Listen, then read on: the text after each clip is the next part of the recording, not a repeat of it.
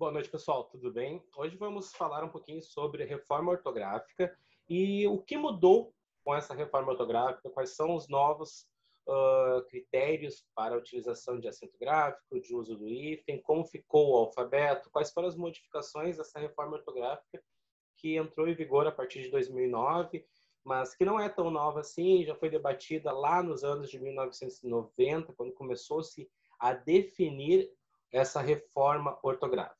Hoje, então, nossa videoaula vai tratar sobre essa questão, reforma ortográfica e as modificações na escrita na escrita, porque a reforma tem como base somente a escrita, a pronúncia não vai se modificar, não vai ter nenhuma alteração. Então, tudo que a gente falar aqui está se referindo à escrita.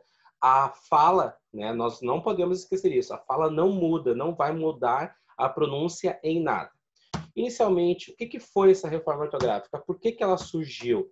Então, a partir de 2009, entrou em vigor a reforma ortográfica que torna a língua portuguesa um idioma único, ou seja, a principal base dessa reforma ortográfica, o principal objetivo dela é unificar a língua portuguesa, ou seja, o português, a forma como o brasileiro fala deve ser igual ao que o português fala. Então, não pode ter divergência entre o português do Brasil, o português de Portugal, o português de Cabo Frio e assim por diante. Ou seja, a língua portuguesa ela deve ser unificada. Temos que unificar a língua e termos uma única forma de escrever. Não pode ter diferenças no idioma quando a gente troca de país, sendo que todos eles falam a língua portuguesa. Hoje, até então, a gente sabe que há divergências. Existem palavras que são faladas no Brasil que não são usadas em Portugal. Existem palavras que são usadas em Portugal e possuem outro significado aqui no Brasil. Então, essa reforma ortográfica vem como objetivo primordial ou principal unificar a língua portuguesa. Tá? Então, deixar como se fosse um idioma único e, com isso, até fazer com que a língua portuguesa ganhe uma representação maior e uma importância maior no cenário mundial.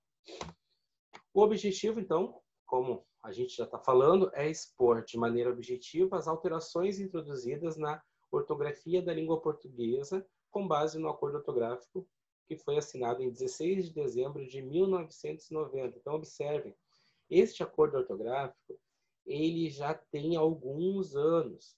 Ele não é novo, ele foi assinado lá em 1990 por Portugal, Brasil, Angola, São Tomé e Príncipe, Cabo Verde, Guiné-Bissau, Moçambique e, posteriormente, Timor-Leste. No Brasil, o acordo foi aprovado pelo Decreto Legislativo número 54, de 18 de abril de 95, ou seja, o acordo foi debatido, foi aprovado em conclave por representantes de todos os países de língua portuguesa em 1990. No Brasil, ele foi assinado como para entrar em vigor em 95. No entanto, não foi feito um cronograma de implantação deste acordo. Ele foi criado o decreto, né, em 95, mas esse decreto ficou parado, né, parado no Ministério da Educação, digamos assim, e somente posteriormente, né, que nós tivemos, então, com o presidente Luiz Inácio Lula da Silva, um cronograma de implantação dessa reforma ortográfica, desse acordo ortográfico, colocando em vigor, então, essas novas normas.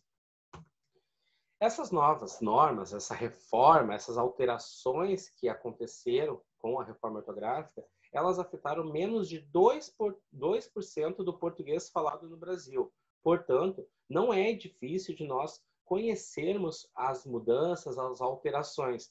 O que modifica? Modifica ou parece estranho é porque nós fomos alfabetizados de uma forma diferente. Nós conhecemos essas palavras escritas de uma forma diferente e agora a gente tem que se adaptar a esse novo método, essa nova forma de escrever. Tá? Então, vamos lá. Usando uma metáfora, removendo os parafusos. Ou seja, vamos agora falar sobre o que o acordo ortográfico retirou. Quais foram as modificações que foram extintas pelo acordo ortográfico. Começamos, então, falando, né, do trema, né? Removendo os parafusos. O trema deixará de existir, a não ser em nomes próprios, palavras estrangeiras e seus derivados. O trema, de grosso modo, não existe mais em nenhuma palavra da língua portuguesa. A exceção fica quando é nome próprio ou uma palavra que não faz parte da língua portuguesa. Todas as palavras de origem da língua portuguesa não possuem mais trema. Ele foi eliminado. Ah, senhor, mas eu não lembro o que é o trema. O trema são aqueles dois pontinhos em cima do U para dizer que ele era pronunciado. Ah, alguns vão perguntar assim, tá, senhor, mas não vai modificar a pronúncia? Não, pessoal. O acordo ortográfico, assim como eu falei lá no primeiro slide, ele é simplesmente na escrita, não pode influenciar na pronúncia. Por exemplo, consequência, tinha o trema para marcar que aquele U é pronunciado. Aquele U continua sendo pronunciado na palavra, só que a gente não utiliza mais os dois pontinhos em cima. Ah, ninguém vai começar a falar consequência, tá? Ninguém vai mudar a forma de pronunciar. Ele continua sendo pronunciado, só que não existe mais esses dois pontinhos em cima do U. Exceção, por exemplo, a palavra Miller, tá? Que é um sobrenome, vai manter, porque é um nome pessoal, sobrenome, ou nomes pessoais, ou palavras estrangeiras se mantém. Mas todas as outras palavras de língua portuguesa foram extintos, o trema deixa de existir. Essa é a primeira grande alteração, a primeira grande modificação desse acordo ortográfico. Depois, ó, como era, fazendo um paralelo de como era e como fica, ó. Aguentar, arguir, bilíngue, 50, delinquente, eloquente, ensanguentado, equestre, frequente. Fica igual, a pronúncia fica igual, só que nós não temos mais essa marca em cima do U. Não tem mais os dois pontinhos em cima do U. A pronúncia, aguentar, arguir, bilíngue, 50, continua exatamente igual. Eu simplesmente não utilizo, então, os dois pontos em cima do U para marcar aquela pronúncia. Nada modifica na fala, simplesmente na escrita, que não se usa mais o trema. Mais alguns exemplos, ó. Lingueta, linguiça, quinquênio, sagui, sequência, sequestro, tranquilo. Lembrando, deixando claro, ressaltando, ninguém vai começar a falar tranquilo, linguiça. Não muda a pronúncia continua igual, eu só não tenho mais o uso dos dois pontinhos em cima do U. Somente se altera a escrita, não vou mexer na pronúncia. O uso do hífen. Aqui nós temos uma grande modificação. Algumas palavras modificaram-se totalmente a forma como escrever, né? Umas perderam o hífen, outras se juntaram eliminando o hífen, outras ganharam o hífen, outras tiveram que duplicar uma consoante. Então aqui, digamos, o uso do hífen e o uso do acento gráfico em ditongos foram as maiores alterações deste acordo ortográfico de 1990. Então, aqui mexe muito na ortografia. Primeiro, então o que é esse conceito inicial? Algumas regras do uso do hífen foram alteradas pelo novo acordo, mas, como se trata ainda de matéria controvertida em muitos aspectos, para facilitar a compreensão dos leitores, apresentemos um resumo das principais regras que orientam o uso do hífen com os prefixos mais comuns, assim como as novas orientações estabelecidas pelo acordo. Pessoal, recomendo, na dúvida, se eu estou escrevendo e eu não lembro ou não dominei ainda todas as regras do novo acordo ortográfico, eu recomendo que vocês acessem o site Volpe, www.volpe.com.br, ou procurem no Google Volpe. O que é o Volpe? É o vocabulário ortográfico da língua portuguesa. No Volpe, eu vou conseguir consultar se a palavra está escrita correta ou não, se ela existe ou não na forma como eu estou digitando. Então, não vai ter significado, simplesmente como é que a palavra deve ser escrita, tá? Não esqueçam. Ou procurem um dicionário atualizado. Esses dicionários online, todos eles já estão atualizados conforme o acordo ortográfico. Então, é fácil de eu procurar e ter certeza na hora de escrever. Na dúvida, não deixem de consultar um dicionário. Recomendo até que todos tenham no seu celular um aplicativo de dicionário, um dicionário baixado no celular. Tem vários gratuitos de fácil utilização. Então, vamos lá. Primeira regra. Com prefixos, usa-se sempre o hífen diante de palavras...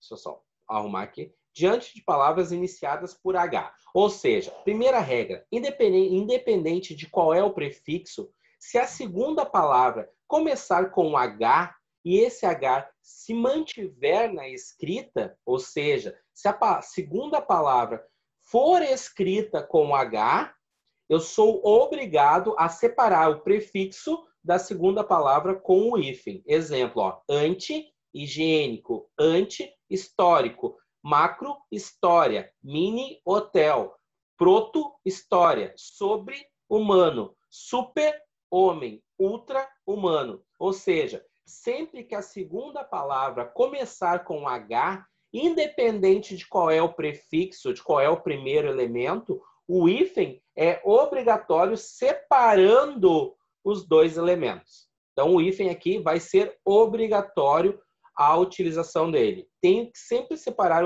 com o hífen se a segunda palavra começar com H. Tranquilo? E aí só tem uma exceção aqui. Na palavra subhumano, neste caso, a palavra humano perdeu o H. Então, se junta tudo. Né? Ela não tem o hífen e vai ser escrita junto. Mas é uma exceção aqui que ainda há controvérsias, tá? Mas eu coloquei só para vocês não estranharem. Não se usa hífen, tá? Ó, essa regra é nova. Não se usa hífen quando o prefixo terminar com vogal diferente com que se inicia o segundo elemento. O que significa isso? Que eu vou ter que olhar o primeiro elemento e o segundo elemento. Ou seja, na palavra composta, eu vou olhar o prefixo e o primeiro e o segundo elemento. Eu vou olhar, por exemplo, o prefixo terminou por vogal. O segundo elemento começa com uma vogal diferente da primeira. O que acontece? Eu vou ter que juntar os dois elementos e eliminar o hífen. Exemplo, ó, auto, escola. Auto terminou com vogal O. Escola começa com vogal E. O que acontece? Eu vou juntar os dois elementos e eliminar o hífen. Ó, observem esses exemplos. Ó. Aeroespacial, agroindústria, anteontem, antiaéreo, antieducativo, autoaprendizagem, autoescola, autoestrada, autoinstruição, coautor, coedição, extraescolar, infraestrutura, plurianual, semiaberto, semianalfabeto, semiesférico, semiopaco. Observe, todas essas palavras, o primeiro elemento terminou com vogal e o segundo elemento começou com uma vogal diferente. Então, eu vou juntar esses dois elementos. Ó, anti terminou com I. Aéreo começa com A. Eu elimino o hífen e junto os elementos. Prefixo termina com O. Autor. Eu elimino o hífen e junto os dois elementos. Aero termina com O. Espacial começa com E. Eu junto os dois elementos. Então, guardando essa regra. O primeiro elemento começa com vogal, o segundo termina com vogal, o segundo começa com vogal diferente. Eu vou juntar as duas pecinhas. Observe outros exemplos. Ó. Não, desculpa. Os exemplos são esses mesmo. Aqui já é outra regra, que é quando o prefixo termina por vogal, usa-se o hífen se o elemento começar com a mesma vogal, que aí é o contrário do que nós estávamos falando. Aqui, o primeiro elemento vai terminar por vogal, o segundo elemento vai começar com uma vogal idêntica. O que acontece? No lugar de juntar, eu tenho que separar os elementos. Aqui, a principal mudança, por exemplo, é na palavra micro-ondas, que antes era tudo junto, e agora eu tenho que separar. Por quê? Porque micro termina por O, ondas começa por O, e eu tenho que separar duas vogais iguais com o hífen. Então, aqui o hífen é obrigatório.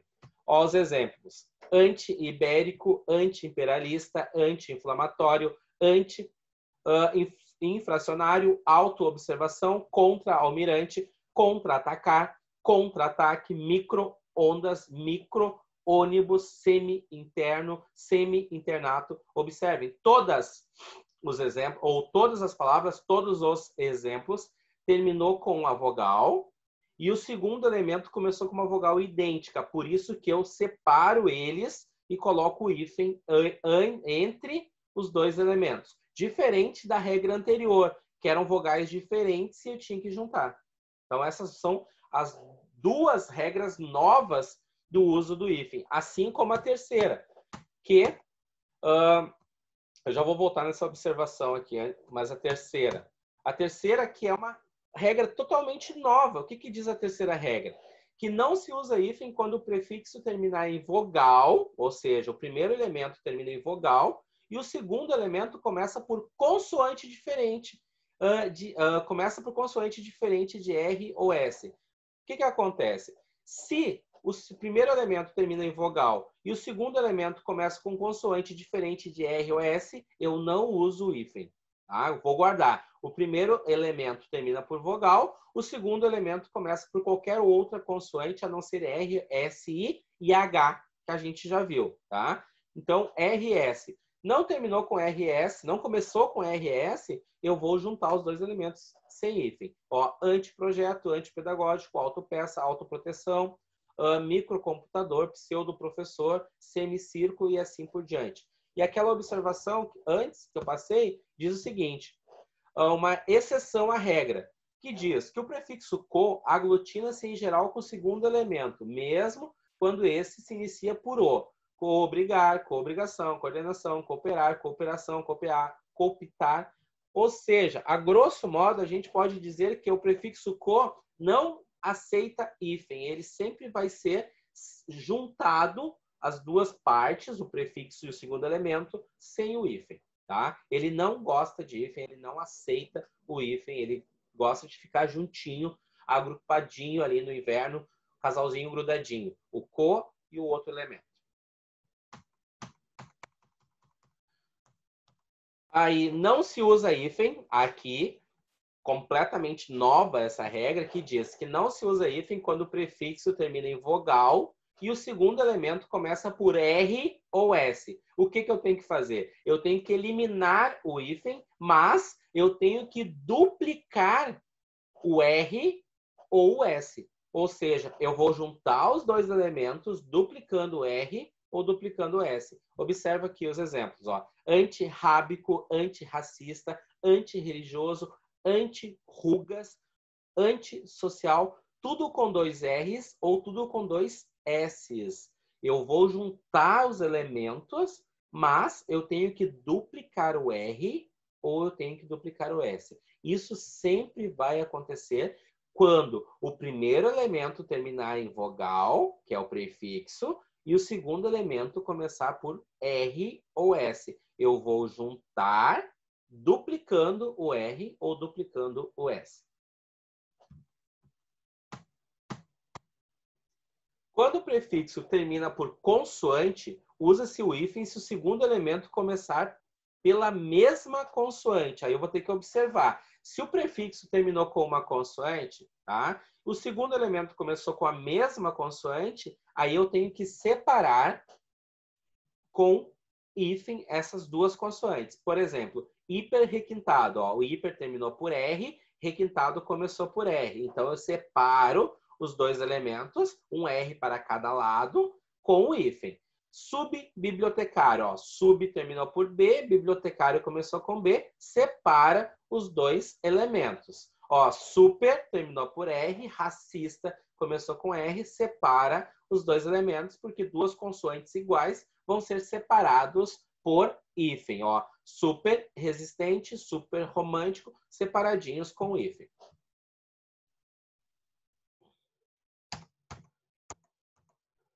Atenção, os demais casos não se usa o hífen. Exemplo, hipermercado, intermunicipal, super interessante, super proteção.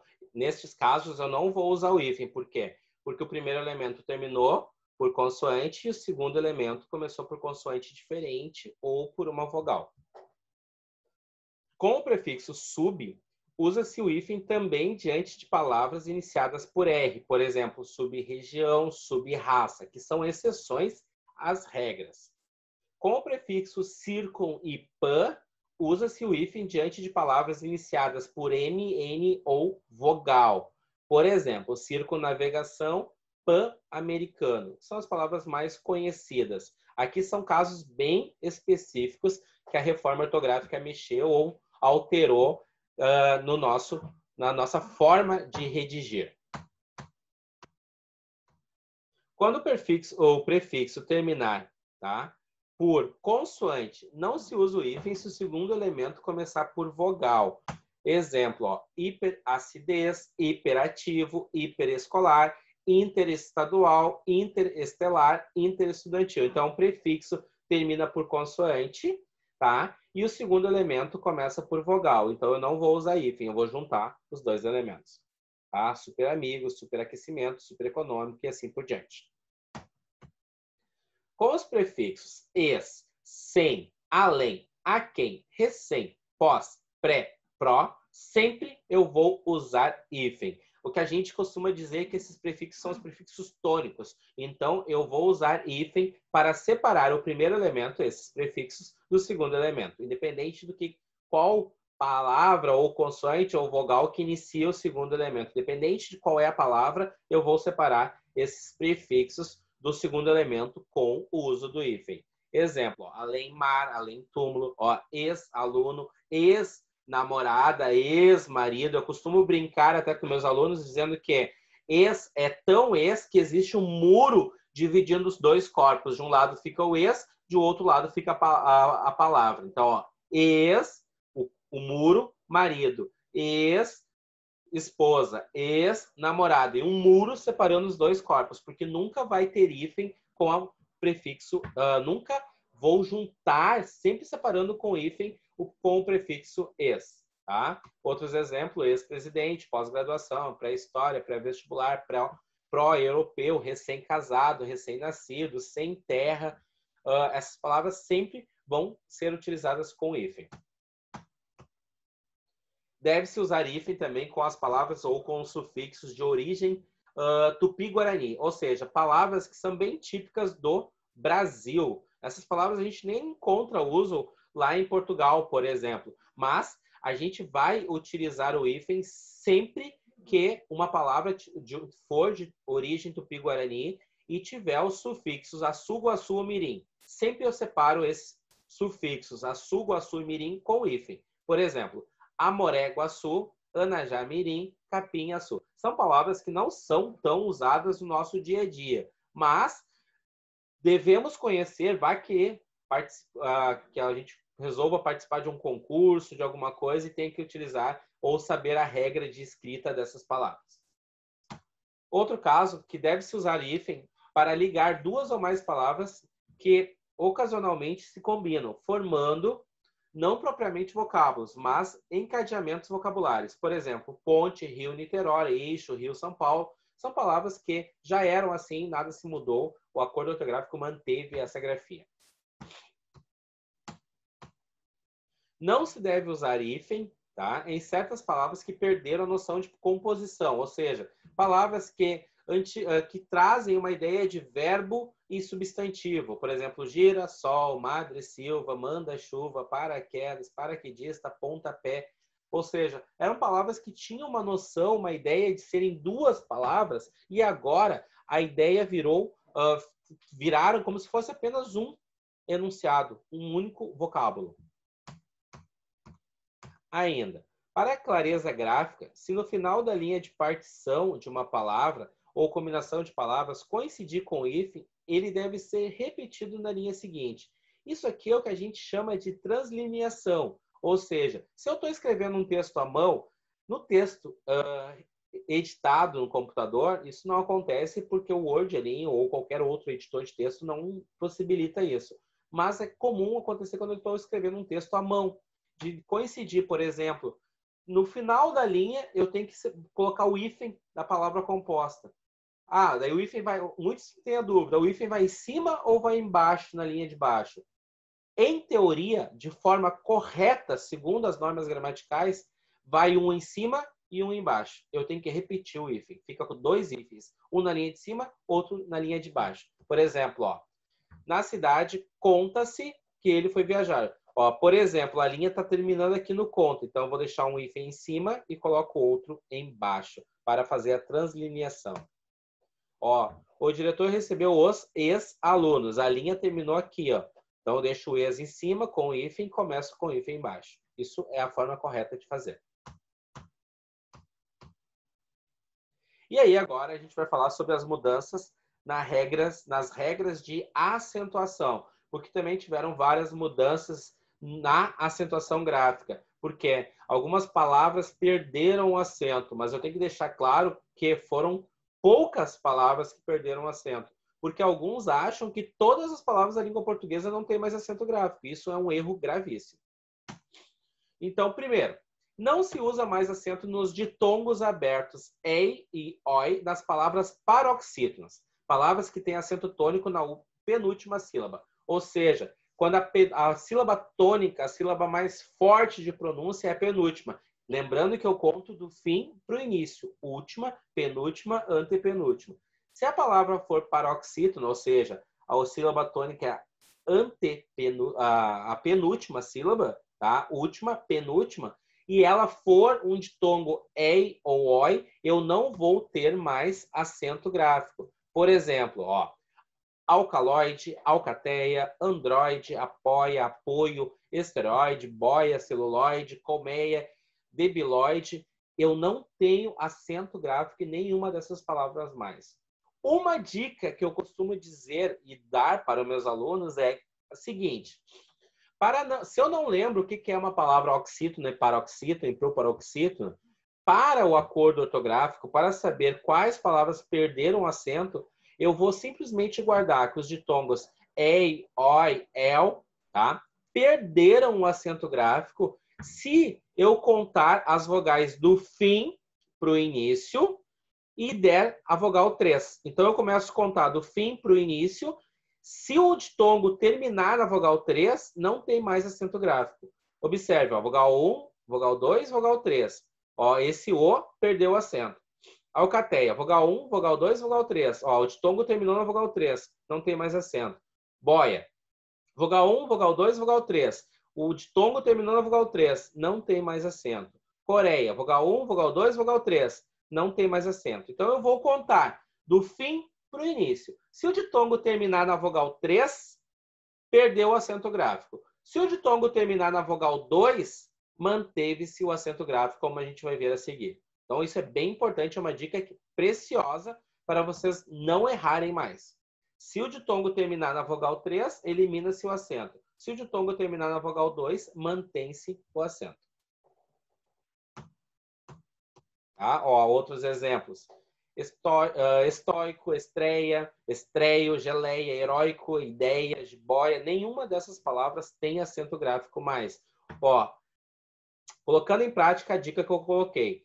Ó, o ditongo terminou na vogal 3, não tem mais acento. Ó, vogal 1, vogal 2, vogal 3. O ditongo terminou na vogal 3, sem acento. Ideia, vogal 1, vogal 2, vogal 3. Não tem mais acento. Joia, vogal 1, vogal 2, vogal 3. Não tem mais acento. Só guardar. Lembrar dos ditongos ei, oi, el e contar. Se o ditongo terminou na vogal 3, perdeu o acento. Se o ditongo terminou na vogal 2, mantém-se o acento. Então, essa regra é válida somente para palavras paroxítonas. Assim, continuam a ser acentuadas as palavras oxítonas terminadas em ei, el, els, oi e singular e plural. O que eu falei antes? Ó, vamos contar. Se o ditongo terminar na vogal 2, o acento se mantém. Ó. Vogal 1, vogal 2, com acento. Vogal 1, vogal 2, com acento. Vogal 1, vogal 2, com acento. É simples, pessoal. É uma dica preciosa. Eu somente vou guardar o que é um ditongo. El, ei, oi. E aí eu vou contar. Se o ditongo terminar na vogal 2, ele deve ser acentuado. Se o ditongo terminar na vogal 3, ele perde o acento gráfico. E aí fica fácil de vocês entenderem e guardarem isso. Segunda regra. Nas palavras paroxítonas, não se usa mais o acento no I e no U tônicos quando vierem depois de um ditongo. Ou seja, são palavras que não são tão comuns na nossa língua, não são tão usadas, mas perderam o acento. Ou seja, eu vou ter que observar, eu tenho um ditongo, tá?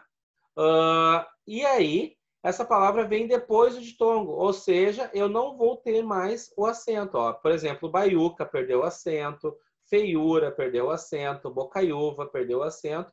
São palavras que não são tão usadas na nossa língua, mas não possuem mais o acento gráfico nesse i e nesse u tônicos que vierem depois de um ditongo. Tá? O que é um ditongo? Ditongo é o encontro de duas vogais que eu não posso separar. Ok?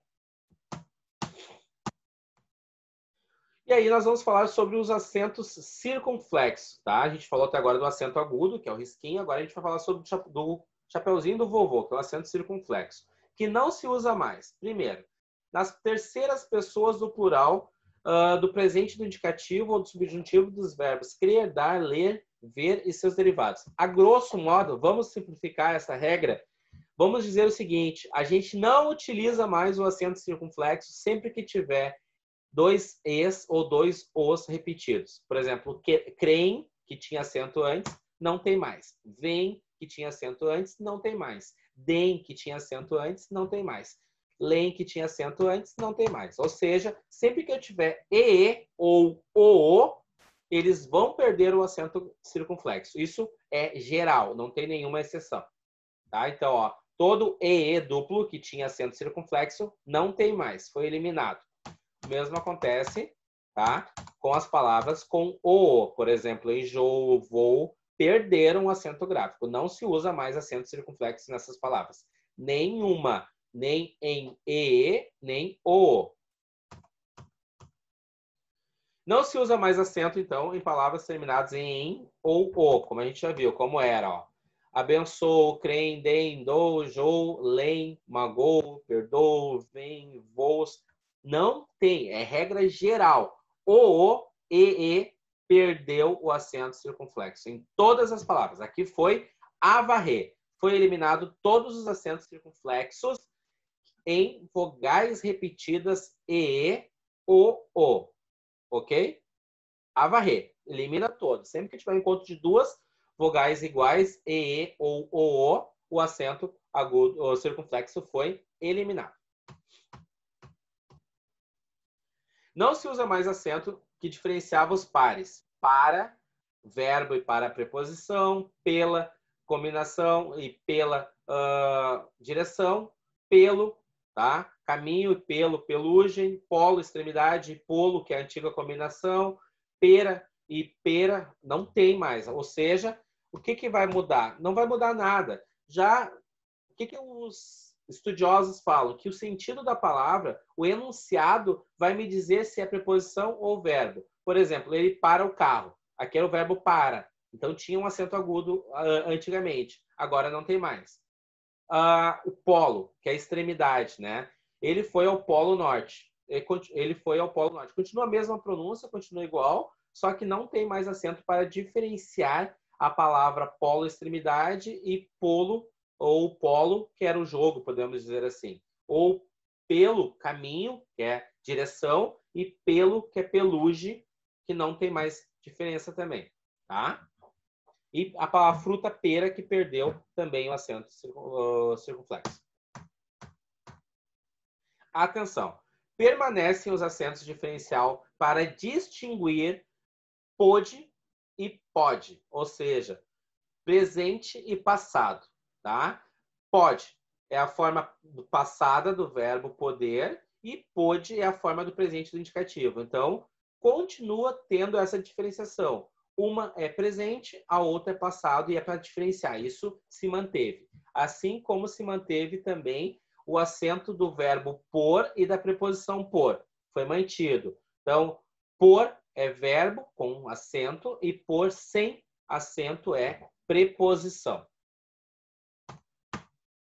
E permanecem os acentos que diferenciam singular do plural dos verbos ter e vir, assim como seus derivados. Não mudou nada, já era assim, continua sendo assim. Por exemplo, tá? Ele tem 2 carros, singular, sem acento. Eles têm 2 carros, plural, com acento. Ele vem de Sorocaba, singular. Eles vêm de Sorocaba, plural, e o acento circunflexo. Ele mantém a palavra singular. eles mantêm a palavra plural com acento circunflexo. Isso já era assim e continuou sendo, o acordo ortográfico manteve essa distinção. O mesmo acontece com os verbos ter e vir. Por exemplo, ele convém aos estudantes, com acento circunflexo, eles convêm, com acento agudo, eles convêm com acento circunflexo. Então, o agudo marca singular, o circunflexo marca plural. Então, isso já era assim e se manteve. E aí, aqui nós temos uma forma facultativa, que é a forma e forma. Agora, a gente pode escrever qualquer uma das duas formas e vai estar certo. Qual é a forma da forma do bolo? Ou seja, com acento ou sem acento, tanto faz. As duas formas, tanto para falar de forma ou de forma, eu posso usar o acento ou não. E aí, o que entrou? Quais foram as mudanças, os acréscimos? O que é novo no acordo ortográfico? O que é novo? O alfabeto, que passa a ter oficialmente 26 letras.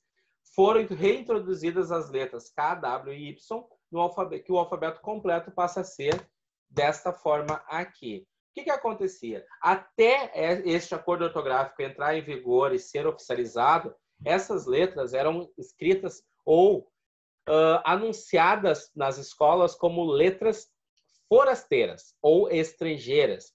E até tinham alguns casos que os cartórios se negavam a registrar nomes próprios com essas letras. Então, tem várias pessoas que se chamam William, com U, sem o W. Por quê? Porque como o W não fazia parte do nosso alfabeto, o cartório tinha a opção de aceitar ou não a escrita com o W. E muitos, principalmente no interior, não aceitavam o uso do K, do W e do Y no registro de pessoas. Agora, não.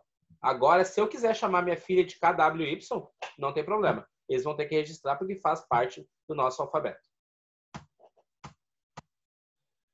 E dicas, tá? Esse aqui é o site que eu usei para formular, para fazer a base deste material. Então, recomendo, se vocês quiserem saber mais sobre a reforma ortográfica, ter mais este conteúdo, acessem www.umportugues.com. E eu vou disponibilizar o material, vou disponibilizar uma videoaula, vou disponibilizar esse material, esse PowerPoint que eu coloquei para vocês.